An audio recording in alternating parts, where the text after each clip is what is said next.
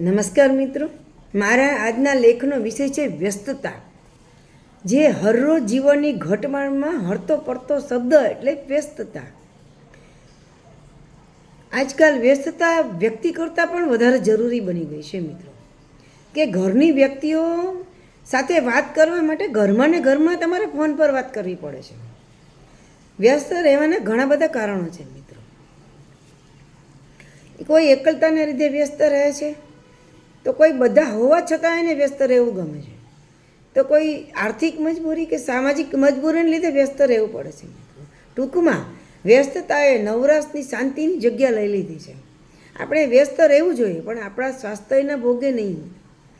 એક સમય આપણી પાસે પૈસા, પરિવાર, આપણી ઈચ્છા મુજબની જિંદગી બધું જ હશે, પણ એ ભોગવવા માટે જો આપણું સ્વાસ્થ્ય જ સારું નહીં હોય તો એ વ્યસ્ત શું કામ નહીં મિત્રો.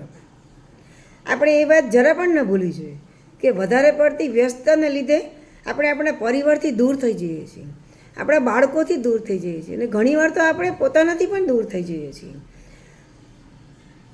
ભલે પછી તમે તમારા પરિવાર માટે વ્યસ્ત રહેતા હોય, એની સુખ સુવિધા માટે વ્યસ્ત રહેતા હોય મિત્રો, પણ જીવનમાં ટાઈમનું મેનેજમેન્ટ પણ ઘણું મહત્ત્વનું છે. ઘણો ટાઈમ આપણી પાસે એવો હોય છે મિત્રો કે જે આપણે આપણા પરિવાર સાથે બેસીને સારી રીતે પાર કરી શકીએ છીએ. આપણા પરિવાર માટે આપણે સમય ફાળવી શકીએ છીએ મિત્રો. વધારે પડતી કારણ કે આપણને આપણા પરિવાર સાથે ટાઈમ પાસ કરવો જરૂરી નથી લાગતો, કારણ કે આપણે આપણા પરિવારને છેલ્લી પ્રાયોરિટીમાં રાખેલો છે મિત્રો. વધારે પડતી વ્યસ્તતાને લીધે આપણે ઘણું બધું ગુમાવવાનો વારો આવે છે મિત્રો.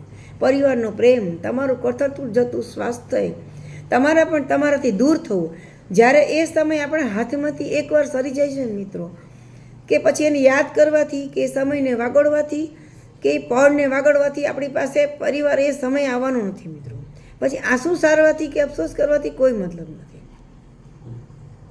આપણે વ્યસ્ત છીએ, પણ તમને નથી લાગતું કે આપણી વ્યસ્તતાને આપણે પ્રાયોરિટી પ્રમાણે સેટ કરી છે મિત્રો?